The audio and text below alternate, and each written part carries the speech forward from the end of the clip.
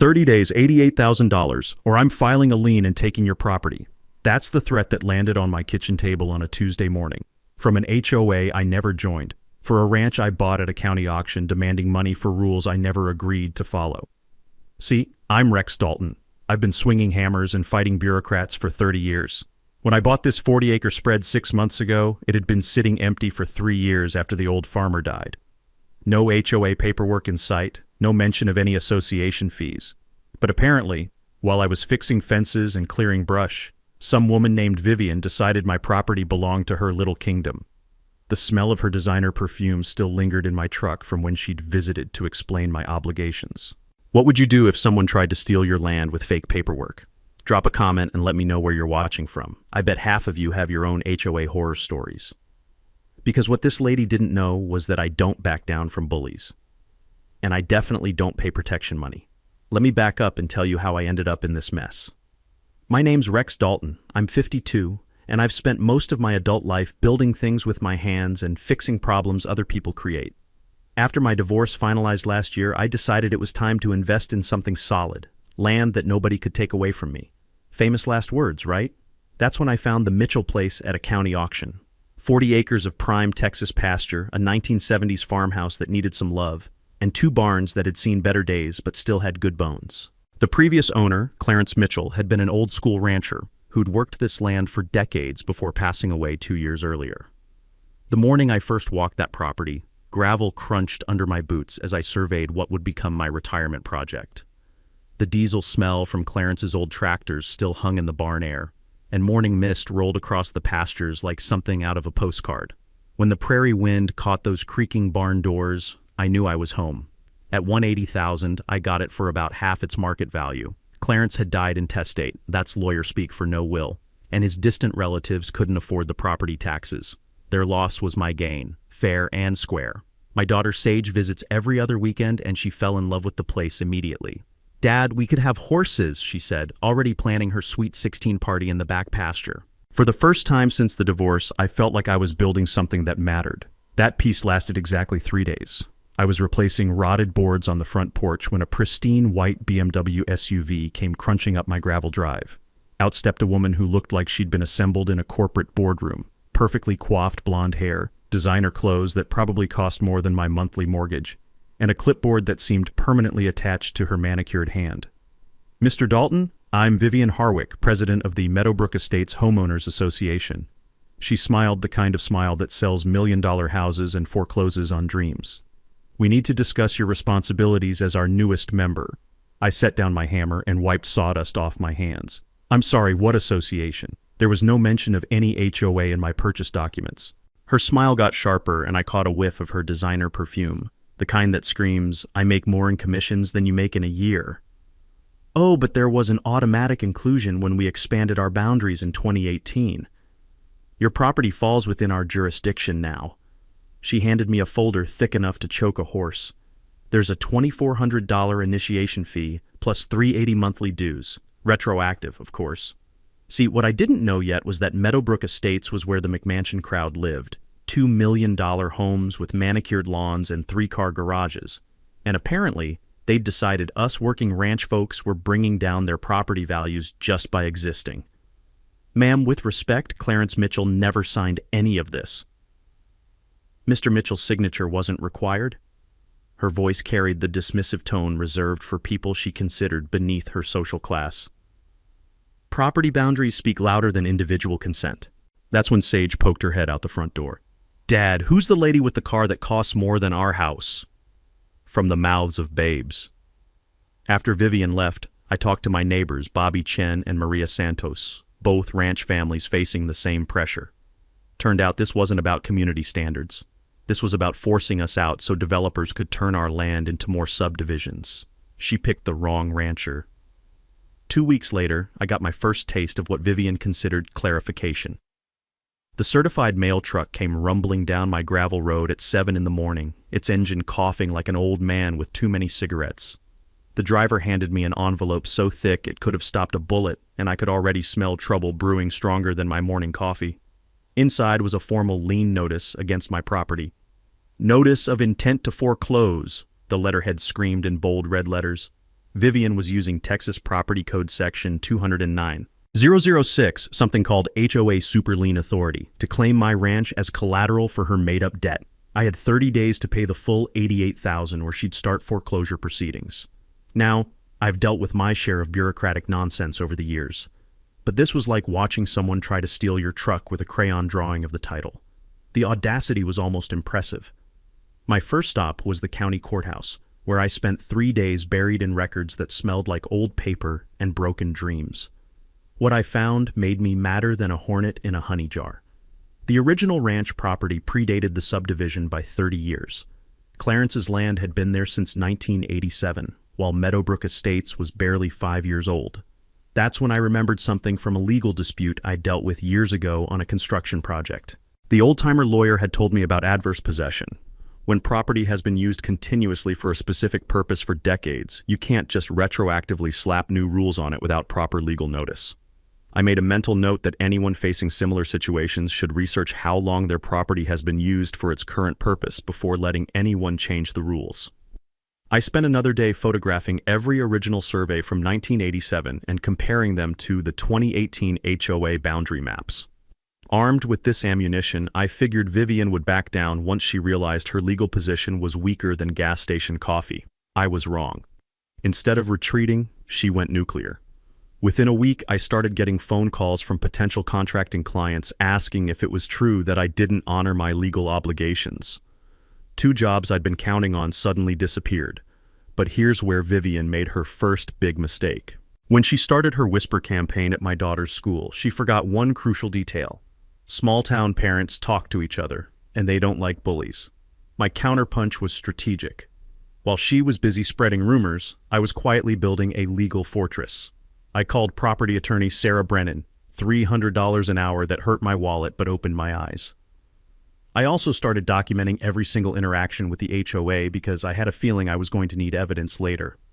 "Rex," Sarah said after reviewing my documents, the leather of her office chair creaking as she leaned back. "You're sitting on a gold mine. This HOA overstepped their authority so badly they might as well have robbed a bank in broad daylight." She confirmed what I'd suspected about the adverse possession angle, and mentioned something every property buyer should know. You can always request all HOA documents before closing. It's legally required in most states. If they can't provide them, that's your first red flag. But the real game changer came when I reached out to Bobby Chen and Maria Santos, my neighboring ranchers dealing with similar pressure.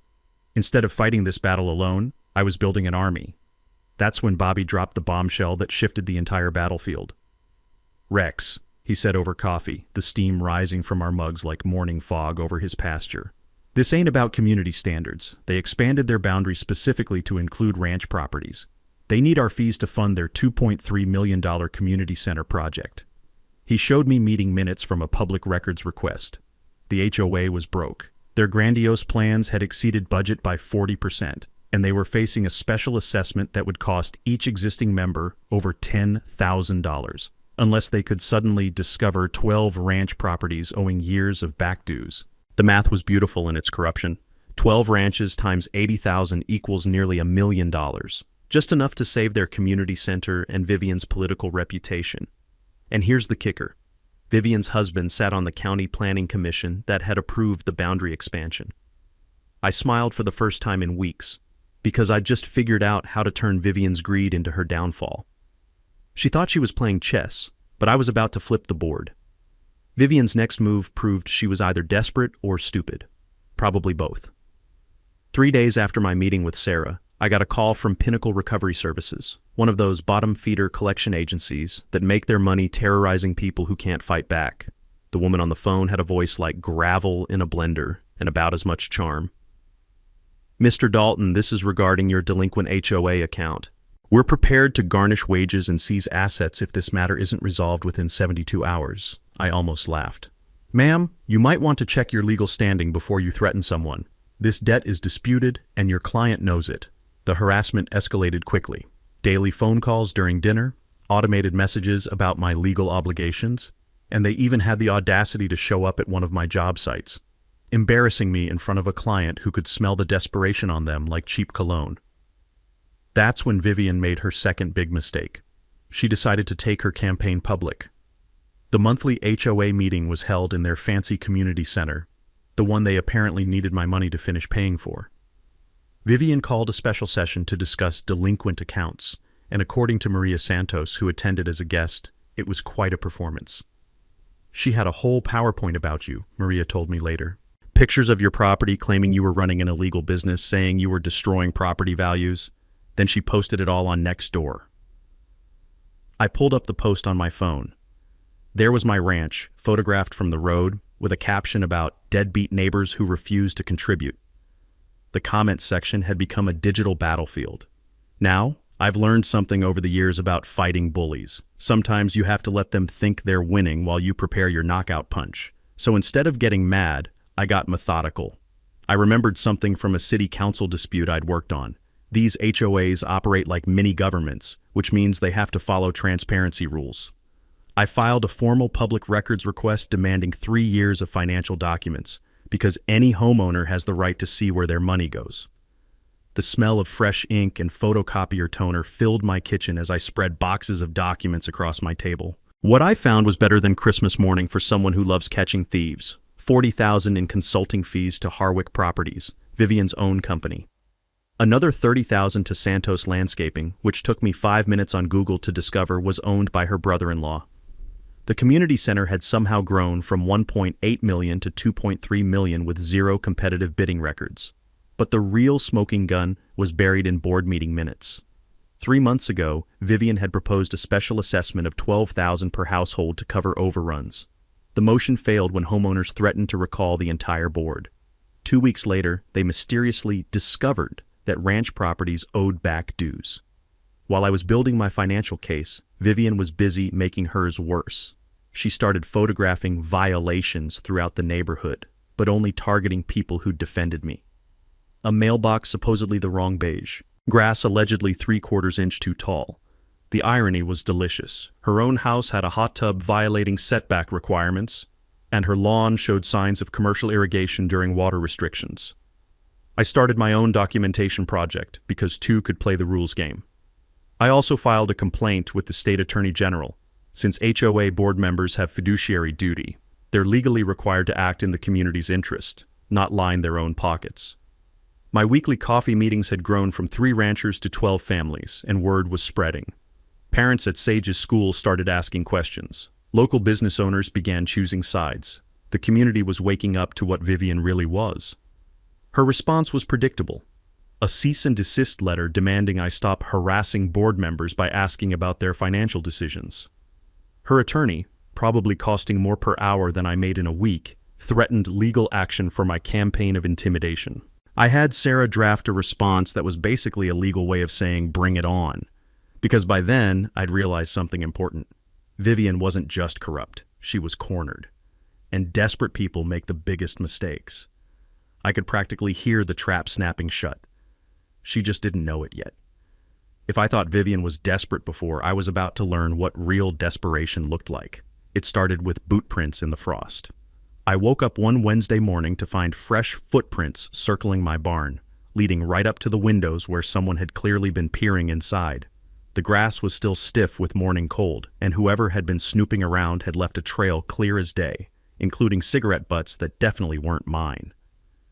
I grabbed my camera and documented everything, because by now I'd learned that with Vivian, today's trespassing was tomorrow's evidence. The boot prints led to tire tracks by my back fence, where someone had parked and walked onto my property in the dead of night. 2 days later, I got a call from the electric company claiming I was running a commercial operation without proper permits. According to their anonymous tip, I was operating heavy machinery and needed to upgrade to industrial service, at about 4 times the cost. The inspector who showed up took one look at my 50-year-old tractor and Clarence's rusted equipment and shook his head. Whoever called this in was either lying or stupid. You've got the most residential setup I've seen on a ranch this size. But Vivian wasn't done playing games. My mail started arriving late, when it arrived at all. HOA notices somehow kept getting delivered to the wrong addresses by accident, and I had to chase down important documents that had been scattered across 3 different neighbors' mailboxes. The woman was like a mosquito, annoying, persistent, and just smart enough to be dangerous. That's when she made her biggest tactical error yet. Vivian decided to involve the county in her little war. I was replacing a section of fence when a county inspector pulled up in a white truck with official plates.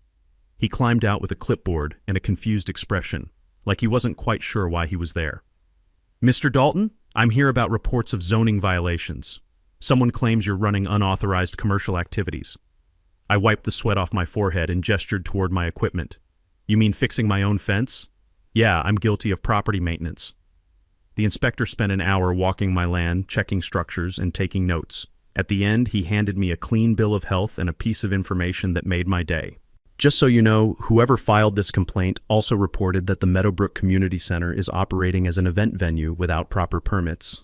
I'll be checking that out next week." I tried to keep the smile off my face. "That's interesting. I hope you find everything in order." The irony was perfect. While Vivian was trying to get me in trouble for imaginary violations, her own precious community center was actually breaking the law by hosting weddings and corporate events without the required licenses. But my real breakthrough came from an unexpected source: the courthouse records I'd been digging through for weeks. Buried in a misfiled folder from 1987, I found a document that changed everything. It was the original restrictive covenant between the developer and existing ranch owners, written when the first subdivision lots were platted. Right there in black and white, it stated that existing agricultural properties maintain perpetual exemption from homeowners association governance. I read that sentence 3 times, the musty smell of old paper suddenly smelling sweet as victory. This wasn't just about adverse possession or proper notice anymore. This was ironclad legal protection that had been sitting in the county files for 35 years. Clarence Mitchell's property, my property, was legally bulletproof. I made copies of everything and drove straight to Sarah's office, where the leather chairs suddenly felt a lot more comfortable. "Rex," she said after reviewing the documents, "this is better than we hoped. You're not just protected from their current demands. You're immune from any future HOA authority. Forever." The document was signed by the original developer, making it binding on all successor entities, including Vivian's HOA. They had no legal standing whatsoever to govern ranch properties, collect fees, or impose liens. But here's where it got really good. As a real estate agent, Vivian was legally required to know about existing covenants and exemptions. The Texas Real Estate Commission has strict disclosure requirements, and filing a lien against property she knew was exempt could cost her professional license. I had her dead to rights, but instead of revealing my ace in the hole immediately, I decided to let her keep digging her own grave. Every day she continued her harassment campaign was another day of documented misconduct. My property was protected, my legal position was unassailable, and Vivian was about to learn that sometimes the quiet guy with the hammer knows exactly how to use it. The only question now was how spectacular I wanted to make her public downfall. And after months of harassment, threats, and lies, I was feeling pretty creative. The trap was loaded. Time to let her walk into it. The moment I found that document, everything changed. I sat in Sarah's office holding 35-year-old papers that smelled like victory and old courthouse filing cabinets, while she explained just how bulletproof my position had become. "This isn't just a technicality, Rex," Sarah said, tapping the covenant with her pen. "This is a legally binding agreement between the original developer and all existing ranch owners. When your neighbor Clarence bought his land in 1987, this exemption became part of the property deed forever." The beauty of it was in the language. Perpetual exemption from homeowners association governance didn't leave much room for interpretation. It meant that no matter how many times the HOA expanded their boundaries, no matter what new rules they invented, my ranch was legally untouchable. But the implications went deeper than just my property. "Here's what makes this really interesting," Sarah continued, pulling out a county map. "According to this covenant, there are 11 other ranch properties with identical protections. Vivian isn't just wrong about your case. She's been illegally harassing a dozen families for months. I thought about Bobby Chen, Maria Santos, and all the other ranchers who'd been fighting the same battle. Not one of us owed the HOA a single penny. Not one of us was legally subject to their authority. Vivian had built her entire financial recovery plan on a foundation of fraud. The legal exposure for the HOA was staggering. Every lien they'd filed was invalid. Every fee they'd collected from ranch owners was theft. Every harassment campaign was actionable under state and federal law. And Vivian? As a licensed real estate agent, she was required by the Texas Real Estate Commission to research and disclose all existing covenants before any transaction. The fact that she'd filed liens against protected properties wasn't just misconduct. It was potentially criminal. "She had to know," Sarah said. Any competent real estate professional would have found these documents during basic due diligence. The fact that she proceeded anyway suggests either gross negligence or intentional fraud. I started understanding the bigger picture. This wasn't just about collecting back dues from ranchers. Vivian and her HOA board had painted themselves into a financial corner with their grandiose community center project. When the budget exploded and homeowners refused a special assessment, they needed a scapegoat. Ranch owners were perfect targets. We lived outside the main subdivision, we didn't attend HOA meetings, and most of us were blue-collar folks who might not have the resources to fight back legally. Vivian had counted on intimidating us into paying without examining the legal foundation of her claims. She'd picked the wrong group to bully. The discovery also explained why Vivian's husband had been so eager to approve the HOA boundary expansion on the County Planning Commission. They needed official documentation to make their land grab look legitimate, even though the underlying covenant made it illegal. "What do you want to do with this information?" Sarah asked. I thought about months of harassment, threats against my business, attempts to humiliate my daughter, and all the other ranch families who'd been put through the same nightmare. I thought about Vivian's smug smile and her assumption that I was just another working-class guy she could steamroll. "I want to give her enough rope to hang herself," I said. "How long can we sit on this before revealing it?" "Legally, as long as you want. Strategically, I'd wait until she commits to her position so completely that backing down becomes impossible." I smiled, thinking about the HOA meeting scheduled for next week, where Vivian planned to present her final demands to the ranch coalition. Perfect timing. The next 3 weeks were like preparing for the most important construction project of my life, except instead of building something, I was going to tear down Vivian's entire world. Sarah and I met every Tuesday at her office, the conference table gradually disappearing under stacks of legal documents, evidence files, and strategic plans. She'd switched from hourly billing to a contingency fee arrangement, always a good sign when your lawyer is willing to bet on your case. "We're going multi-pronged," she explained, spreading out a timeline across the mahogany surface. Civil harassment claims, professional misconduct complaints, potential criminal referrals, and a class action suit representing all affected ranch families. The damage calculation alone was staggering. Lost contracting income from Vivian's sabotage campaign, $32,000. Legal fees and emotional distress, another $40,000. But the real money was in the class action potential. 12 families, each with similar damages, facing months of illegal harassment. We could be looking at over $1 million in recoverable damages. Meanwhile, I turned my kitchen into mission control. Bobby Chen, with his military logistics background, helped me organize 3 years of HOA documents into a chronological database. Every suspicious expense, every no-bid contract, every violation of fiduciary duty was cataloged with military precision. Maria Santos, who'd taught high school for 30 years before retiring, coordinated our community outreach campaign. She knew how to organize people and, more importantly, how to educate them about their rights without boring them to death. "People need to understand this isn't just about ranch properties," she said over coffee one morning, her kitchen table covered with flyers and email lists. "If Vivian can steal from us, she can steal from anyone." The financial analysis kept getting worse for the HOA. Bobby's spreadsheets showed a pattern of nepotism and corruption that would make a Chicago alderman blush. Vivian's consulting company had received 40% of all major contract awards. Her brother-in-law's landscaping business had been paid triple the market rate for basic maintenance. But the smoking gun was a payment I'd almost missed, $15,000 to Strategic Communications LLC for community relations consulting. 5 minutes of internet research revealed that Strategic Communications was owned by Vivian's college roommate and had no other business presence besides a Gmail address. They'd literally invented a fake company to funnel HOA money to their friends. My daughter Sage had become an unexpected ally in our media strategy. At 17, she understood social platforms better than any of us old-timers, and she'd been quietly documenting Vivian's harassment campaign on TikTok. Her videos about HOA Karens trying to steal our ranch had gone mini-viral in our area, with over 50,000 views. "Dad, you've got to let me speak at the HOA meeting," she said one evening while we reviewed her footage. "My generation gets it. This is about bullies with clipboards thinking they can control everyone." The media component was coming together beautifully. Amanda Torres from Channel 8 had agreed to do a full investigative piece, scheduled to air the night before the big HOA meeting. She'd already interviewed 6 ranch families and had obtained copies of all our financial evidence. This story has everything, Amanda told me during our last planning call. Corruption, David versus Goliath drama, and a community fighting back against injustice. My editor is talking about entering it for a journalism award. But my favorite part of the strategy was the simplest. Instead of just defending against Vivian's attacks, we were going on offense. Sarah had prepared individual cease and desist orders for each board member, demanding they stop their harassment campaigns and return all illegally collected fees.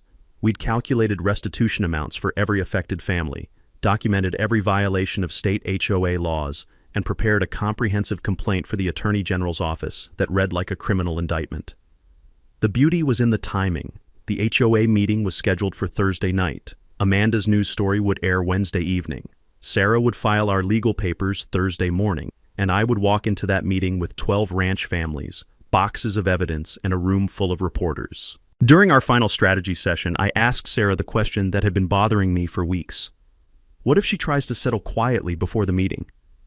Then we'll know we've won, Sarah replied.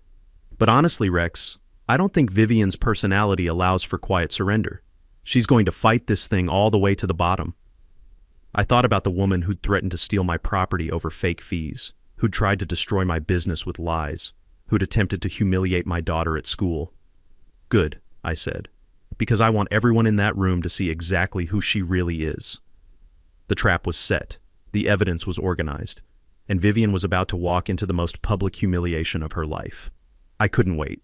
While we were planning her downfall, Vivian was busy making sure her own destruction would be as spectacular as possible. It started with sabotage that was almost too obvious to believe. I walked out to my barn one Thursday morning to find sugar in my tractor's fuel tank. Amateur hour stuff that would have been funny if it wasn't my equipment. The diesel engine coughed and wheezed like an old man with pneumonia before finally giving up completely.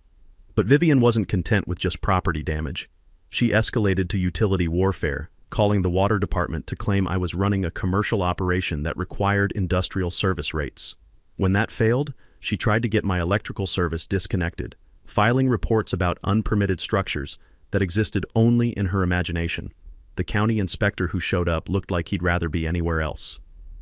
Mr. Dalton, I've got complaints here about unauthorized construction, commercial water usage, and zoning violations. Mind if I take a look around?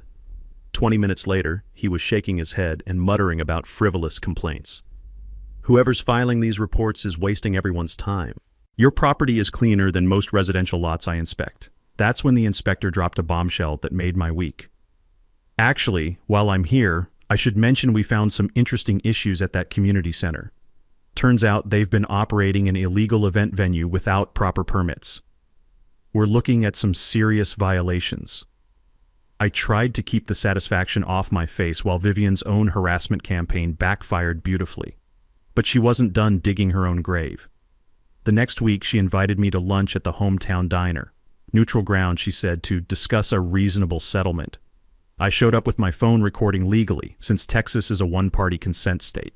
What happened next was better than Christmas and my birthday combined. Rex, she said, stirring her salad with the intensity of someone plotting world domination, I think we can resolve this situation quietly. The HOA is prepared to offer you $25,000 to settle this matter and relocate somewhere more suitable to your lifestyle.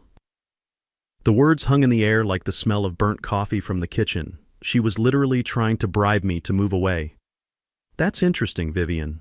Are you saying the HOA doesn't actually have legal authority over my property? Her perfectly painted smile cracked just slightly.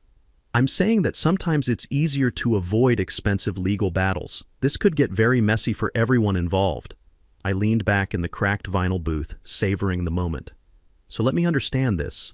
You're offering me money to leave property that you claim I legally owe you money for living on? I'm offering you a way out before this becomes unpleasant. Every word was recorded, every admission documented. She'd just confessed that the HOA lacked legal authority over ranch properties, and she was willing to pay to make the problem disappear. Meanwhile, her community intimidation campaign was reaching new levels of desperation. HOA members were organizing boycotts of local businesses that supported me. Fake social media accounts started spreading rumors about my character, my parenting, and my financial stability. The most pathetic attempt was trying to get Sage excluded from homecoming court at school. Apparently, being the daughter of a deadbeat neighbor made her unsuitable for high school honors. That's where Vivian finally overplayed her hand. She filed a false police report claiming I'd threatened her at the grocery store, complete with tearful testimony about feeling unsafe in her own community. Deputy Mike Harrison, who'd known me for years, took the report seriously enough to pull the store's security footage. The video showed me buying groceries while Vivian was in a completely different section of the store. We hadn't even been in the same aisle, much less had any interaction. "Rex," Deputy Harrison said when he called to clear up the matter, "I've got to tell you, filing false police reports is a felony in Texas. She's looking at some serious legal exposure here." I filed a formal harassment complaint with the sheriff's department, providing comprehensive documentation of months of stalking behavior. Sarah also helped me get a restraining order protecting my family and property from further interference. But the pressure campaign was backfiring in ways Vivian hadn't anticipated. 3 HOA board members resigned rather than be associated with her tactics. The local newspaper editor started investigating the corruption story after receiving tips from multiple sources. Even county commissioners were distancing themselves from the HOA expansion they'd approved, with one calling for a formal review of the boundary changes. By the time I finished documenting Vivian's latest round of illegal harassment, I had enough evidence to put her away for years. The woman had committed multiple felonies while trying to steal property she had no legal claim to. She thought she was playing hardball, but she was actually building her own prison cell one stupid decision at a time. With less than a week before the showdown, Vivian went completely off the rails. I woke up Tuesday morning to find a chain-link fence stretching across my access road, not near it, not beside it, but directly blocking the only way to reach my property from the county road. Posted along the fence were bright yellow no trespassing signs with Vivian's HOA contact information, as if she'd claimed ownership of my own driveway. The audacity was breathtaking. She'd literally fenced me off from my own land. I called the sheriff's department, and Deputy Harrison arrived within an hour, shaking his head as he surveyed the illegal barrier. The smell of fresh-cut metal and new vinyl signs hung in the morning air like evidence of desperation. "Rex, I've seen some property disputes in my time, but this takes the cake. She's got about as much right to block your access as I do to park my cruiser in her living room." The fence came down that afternoon, hauled away by a very confused contractor who'd apparently been told it was routine boundary maintenance. But Vivian wasn't done with her final desperate gambit.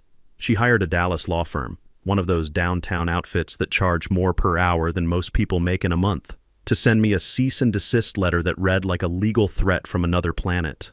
"Our client demands immediate cessation of your harassment campaign against the Meadowbrook Estates HOA board," the letter stated, printed on letterhead thick enough to stop bullets. "Failure to comply will result in aggressive legal action seeking damages in excess of $50,000. They were demanding I stop asking questions about public financial records. They wanted me to cease intimidating board members by attending public meetings.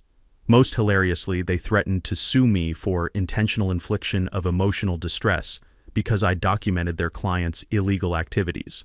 Sarah's response was a masterpiece of legal sarcasm wrapped in professional language. Essentially, she told them to bring it on while simultaneously informing them that their client was about to face criminal charges for multiple felonies. But Vivian's most desperate move was also her most revealing. She started conducting late-night reconnaissance missions on my property, captured in high-definition glory by the trail cameras I'd installed months earlier.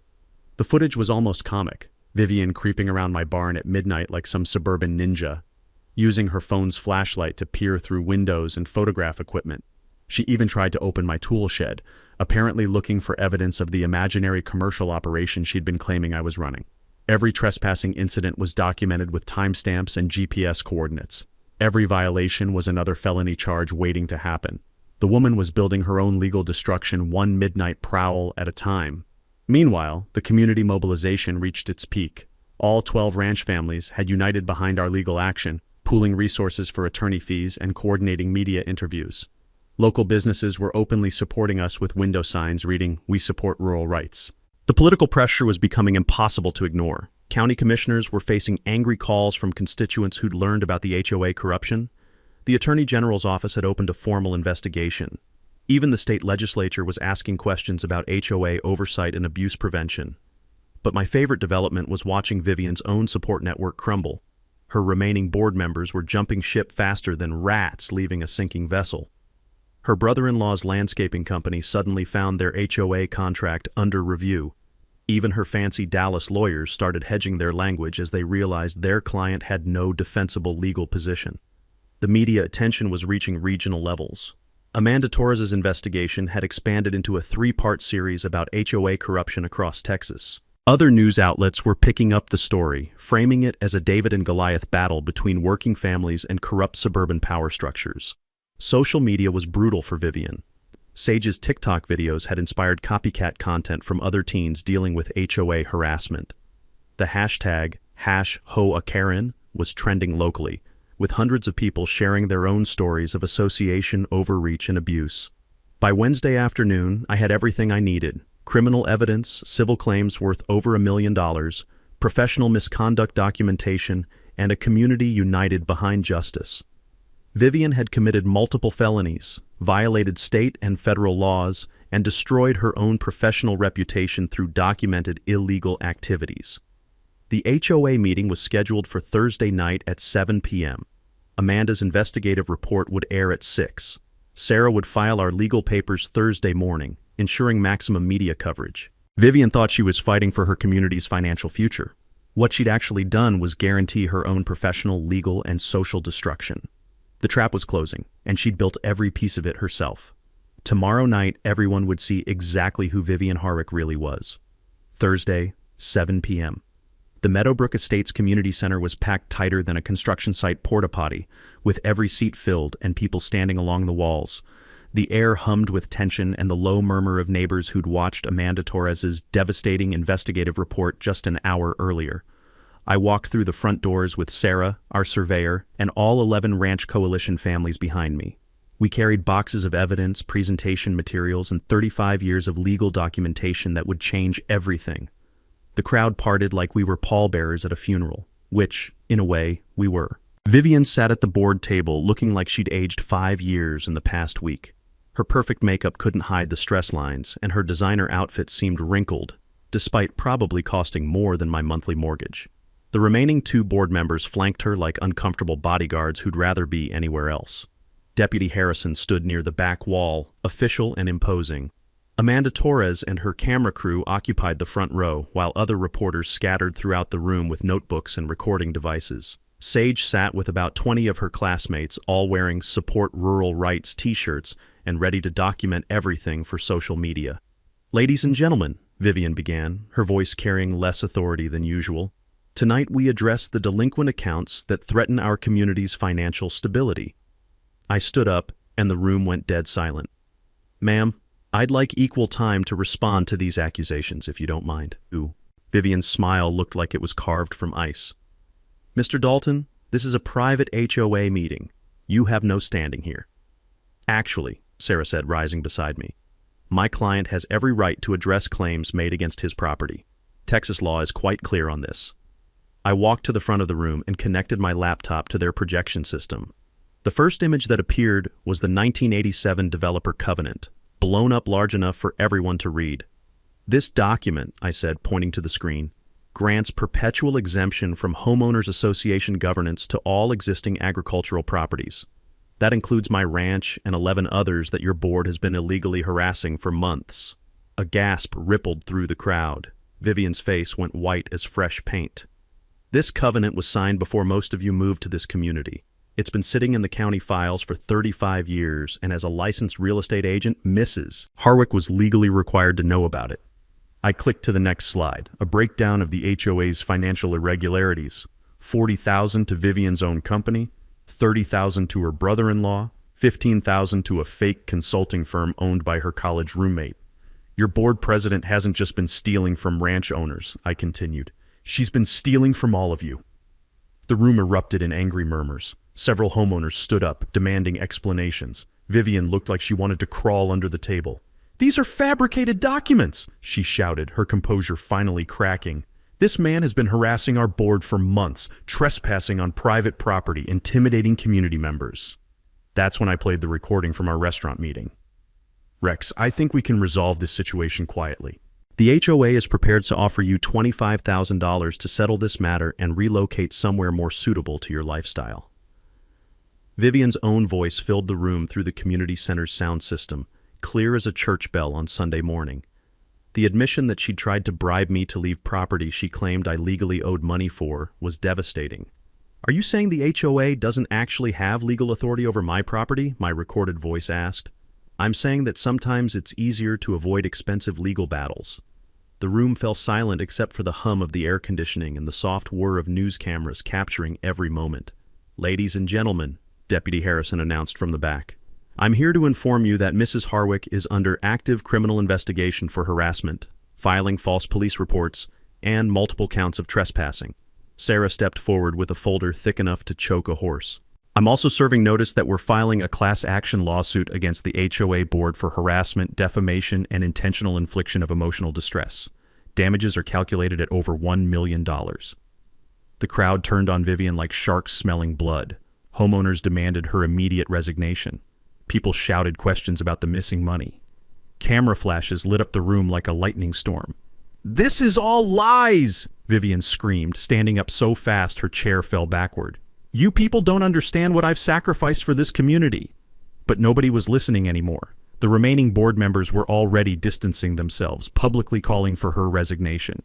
Homeowners were demanding emergency elections and financial audits.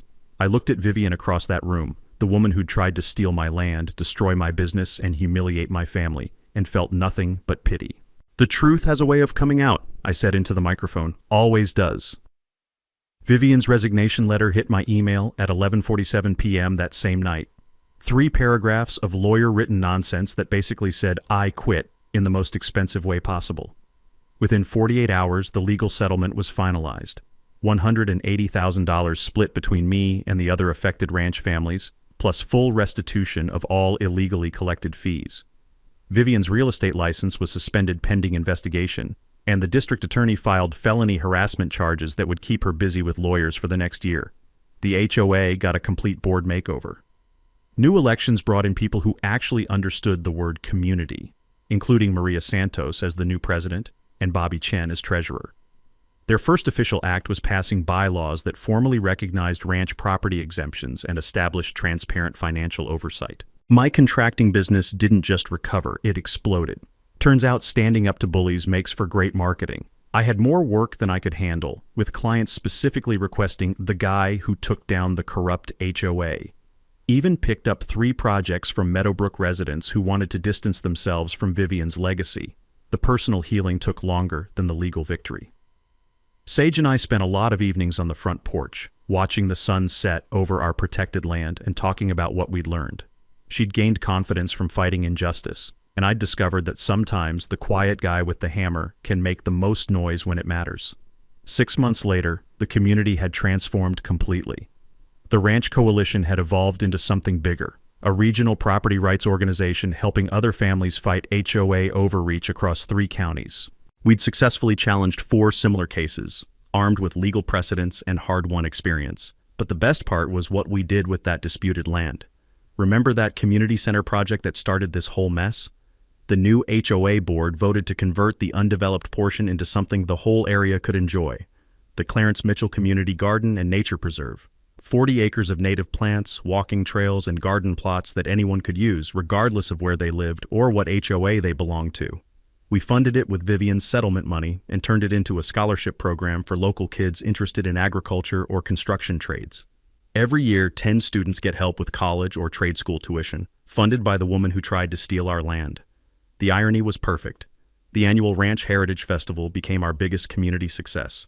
Every October, we celebrate agricultural history with live music, local food, and educational booths about property rights and government accountability. Last year, over 3,000 people attended, including state legislators who'd helped pass new HOA oversight laws inspired by our case. My favorite moment came during the second festival, when a young father approached me with his son in tow. "Mr. Dalton, I wanted to thank you. We were about to get bullied out of our home by an HOA in the next county until we heard your story. We fought back using your playbook, and we won. That's when I knew we'd built something bigger than just winning a legal case." The media attention had national impact. Amanda Torres's investigation won a regional journalism award and inspired similar investigations across the country. Congress even held hearings about HOA abuse prevention, with our case cited as evidence of the need for federal oversight. These days I wake up every morning on land that nobody can take away. in a community that's learned the difference between leadership and bullying. Sage is thriving in college, studying environmental law, with plans to help other families protect their property rights. The best revenge isn't getting even, it's building something better than what was there before. So here's my challenge to you. If you've got an HOA nightmare story, drop it in the comments below. I read every single one, and some of you might just find yourselves featured in future videos about fighting back against corruption and standing up for what's right. And hey, if this story inspired you or taught you something about dealing with bullies in positions of power, hit that subscribe button and ring the notification bell. We're exposing corruption and fighting for the little guy every single week, because somebody's got to stand up to the Vivians of the world. Sometimes the best construction project is tearing down something that never should have been built in the first place.